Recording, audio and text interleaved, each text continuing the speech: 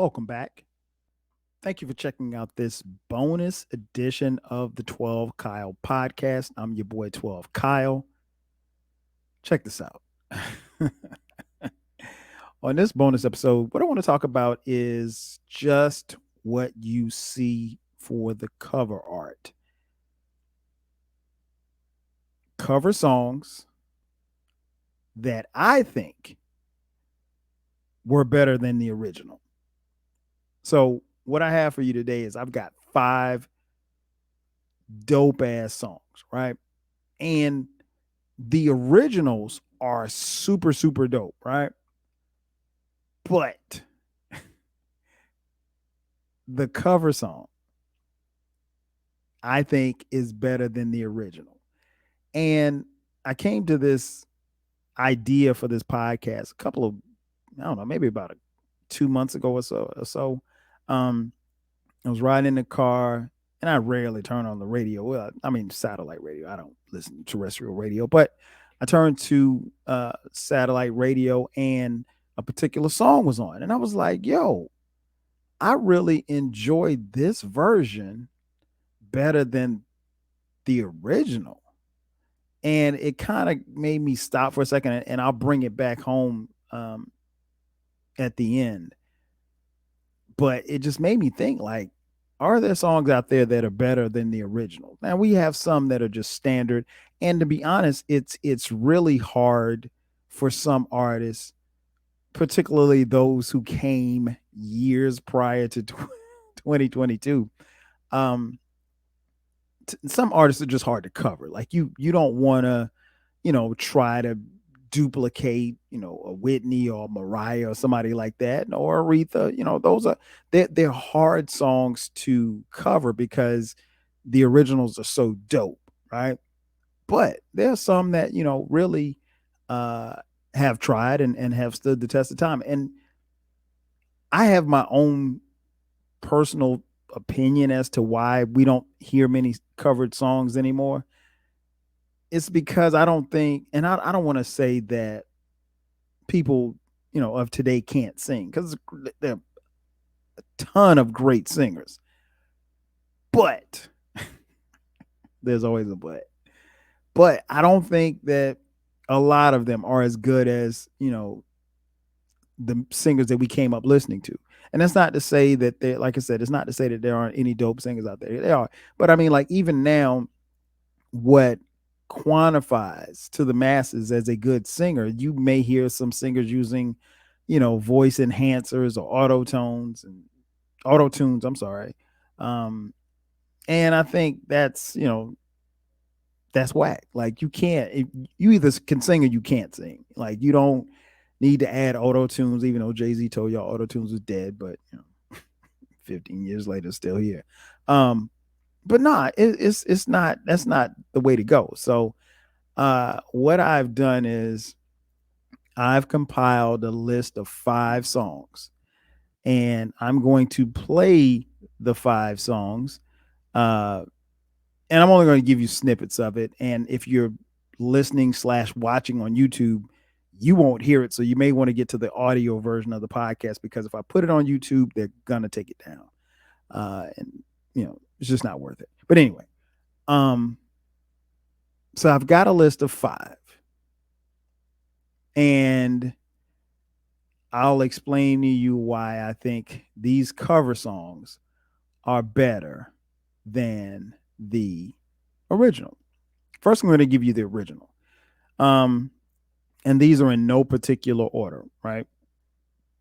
First up, 1979 was the year. The artist, Smokey Robinson. The song, Cruising. Obviously, this was a great song. I remember hearing the song when I was a little kid. Smokey Robinson is arguably one of the greatest songwriters. You go, I'm not gonna say arguably. I mean, you can make a case that he's the greatest songwriter in history writing songs. um, Smokey Robinson is the man, right? And this song is incredible. The original is an incredible piece of work. But I think the cover is better. Who did the cover, you may ask? Well, I'm sure most of you know, but there are a few of you who probably don't know who did the cover. This song, Cruisin', was covered in 1995 by D'Angelo. Yeah, so I mean, like, if we're talking cruising and you ask me which one I'm taking, I think D'Angelo's joint is better. I think it's smooth. I think it's just a cold ass song, man. And again, it's no knock on Smokey Robinson. Love Smokey Robinson. Grew up on his music, right? But this ain't a popularity contest. This ain't a versus. This is what it is, just my opinion. Um, but yeah, if given the choice, I'm gonna listen to D'Angelo's version before I listen to Smokey's version. It is what it is. All right, so that's one. So you kind of got the feel as to how this is going to go down, right? Um, and these are all great songs, great original songs, great cover songs. Uh, Number two, the year was 1975. Five brothers got together and came up with a little song. These brothers all shared the same last name because they shared the same parents. Their last name is Jackson. That's right, the Jackson Five. And the name of the song that they did was entitled All I Do Is Think of You. Man, listen. Say what you want, but that joint still goes hard to this day. Hands down, still goes hard to this day. But I think the cover is better. And the cover came out in 1989. Your boy was in high school then. This song was covered by a group called Troop. Here's Troop, and All I Do Is Think of You. Man, listen. This is my joint. I can't tell you how many times I played this song because I bought the tape. Shout out to the cassette tape. Shout out to Eclectic too. He loves Troop for whatever reason. I don't know why. Eclectic and my son Cameron are the only people that I know are like really, really Troop fans. I mean, they're good. Don't get me wrong. I had a couple of their tapes, but both of them are like huge Troop fans. But anyway, I digress. Shout out to them. All I Do Is Think of You is so dope, man. And I'll be honest, when it came out in 89, I had forgotten. Again, I was in high school and I didn't have access to the internet. There was no internet back in 89. I didn't know, or at least I didn't remember that the Jackson 5 had done this song. Because I mean, obviously, the song came out in 75. I was born in 72. So I was around, but it wasn't like I was like, yo, Pops, your Mom Dukes. Hey, put that Jackson 5 on. I want to hear that. I mean, obviously I heard the song through the years, but I had totally forgotten that they did it. But I think when you stack them up against each other, Jackson 5 versus Troop, in this particular case, I think the cover's better than the original. Sue me. All right. Number three, this joint came out in 1983. A little joint from a duo by the name of Renee and Angela. And which was always interesting to me because in 1983, when you said Renee and Angela, I thought that was two women, but the guy's name was Renee. Of course, Angela Winbush. The song is called My First Love. Now, that joint, I remember listening to that when I was a kid, and it was a smoker, right? I remember hearing that joint in a Quiet Storm. shout, out to, shout out to the Quiet Storm. If you know, you know. Um, Nonetheless, uh, super, super dope song. But in 2000, this song was covered. It was covered by a young man by the name of Avant, featuring Kiki Wyatt, and they did their version of My First Love. Man, I this one's close for me, but Kiki Wyatt kills it. Avant kills it. I can't do it. I can't. There's no, as much as I love Renee and Angela's version, I cannot say that version is better than Avant and Kiki Wyatt. I mean, and here's the thing: if you ever get a chance to hear this performance from Avant and Kiki Wyatt live, oh my gosh, it's better than the original. I mean, it is better than what they actually recorded. They sing it live damn near perfectly. Now, in fairness to Renee and Angela, I've never heard them, sing that particular song live. But anyway, you get the point. This is a smash. I love it. So I think that this is another cover that's better than the original. All right. Number 4. The year is 1973. A young lady by the name of Roberta Flack releases a song entitled Killing Me Softly.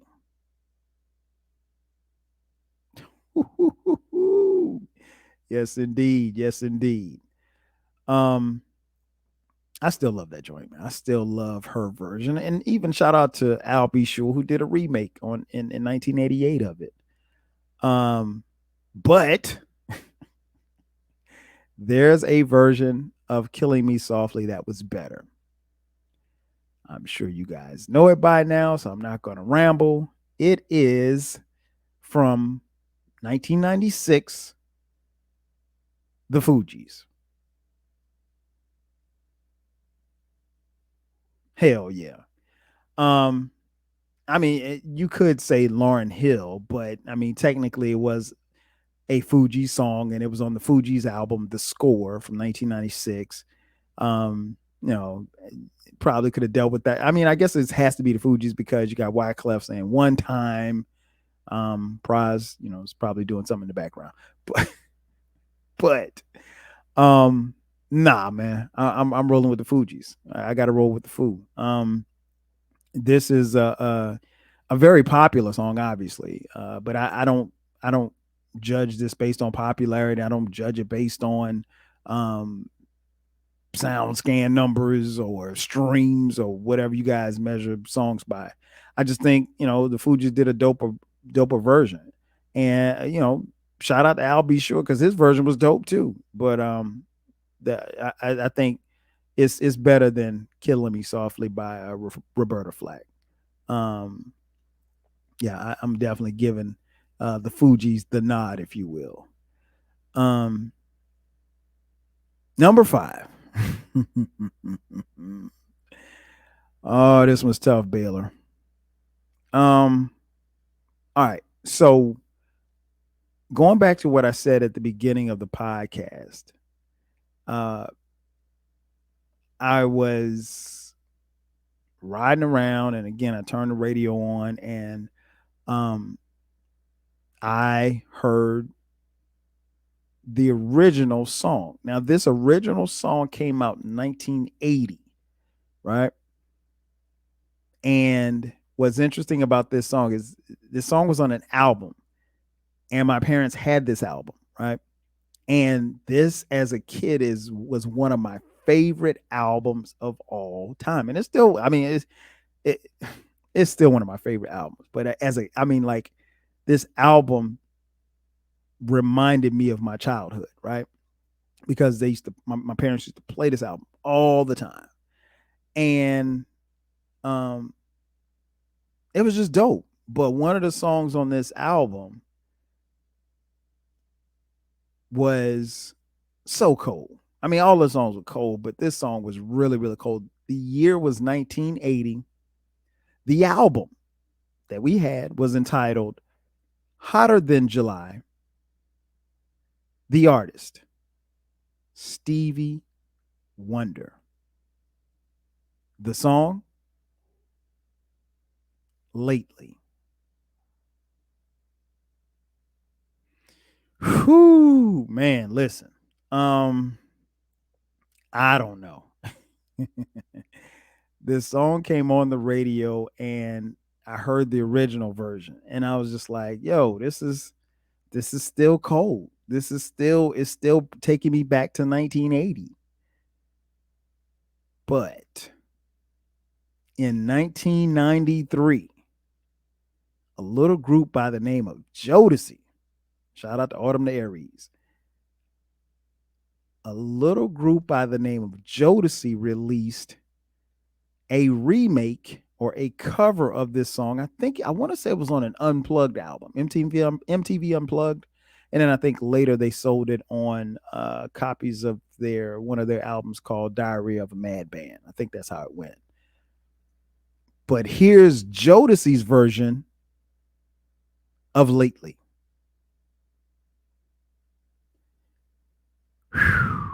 Man, listen.